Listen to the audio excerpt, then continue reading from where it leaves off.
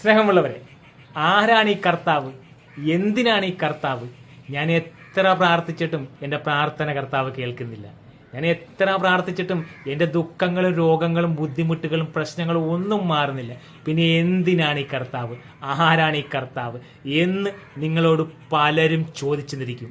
പക്ഷേ പിന്മാറരുത്, ഇട്ടിട്ട് പോകരുത്. പുറപ്പാട് പുസ്തകം 14-ാം അധ്യായം 18-ാം തിരുവചനം പറയുന്നേ, ഫറവോയുടെ സൈന്യത്തിന്റെയും രഥങ്ങളുടെയും മേൽ ഞാൻ വിജയം വരിക്കുമ്പോൾ അപ്പോൾ ഈജിപ്തുകാരറിയും ഞാനാണ് കർത്താവെന്ന്. സ്നേഹമുള്ളവരെ, നിന്റെ പ്രശ്നങ്ങളുടെയും നിന്റെ ബുദ്ധിമുട്ടുകളുടെയും നിന്റെ കഷ്ടതകളുടെയും നടുവിൽ നീ വിശ്വസിക്കുന്ന ദൈവം തെളിയിക്കുമ്പോൾ നീ അറിയും ആരാണ് കർത്താവെന്നും എന്തിനാണ് കർത്താവെന്നും.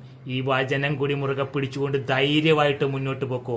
യെശയ്യാപ്രവാചന പുസ്തകം 60-ാം അധ്യായം 20-ാം തിരുവചനം, നിന്റെ സൂര്യനുണ്ടല്ല അസ്തമിക്കുകയില്ല, നിന്റെ ചന്ദ്രൻ മറഞ്ഞിരിക്കുകയില്ല. കർത്താവ് എന്നും എന്നും നിന്റെ നിത്യപ്രകാശമായിരിക്കും. നിന്റെ ദുഃഖകാലം, നിന്റെ വിലാപദിനങ്ങൾ അവസാനിക്കും. നിങ്ങൾ വിഷമിക്കേണ്ടതേ, നിങ്ങൾ ഒറ്റ കാര്യം മാത്രം ചെയ്യുക. നിങ്ങൾ പ്രാർത്ഥിക്കുക, നിങ്ങൾ വിശ്വസിക്കുക, ധൈര്യമായിട്ട് മുന്നോട്ട് പോകുക. ദൈവം നിങ്ങളെ കൈവിടത്തില്ലെന്നേ. ദൈവം നിന്റെ കൂടെ ഉണ്ട്. ദൈവം അനുഗ്രഹിക്കട്ടെ.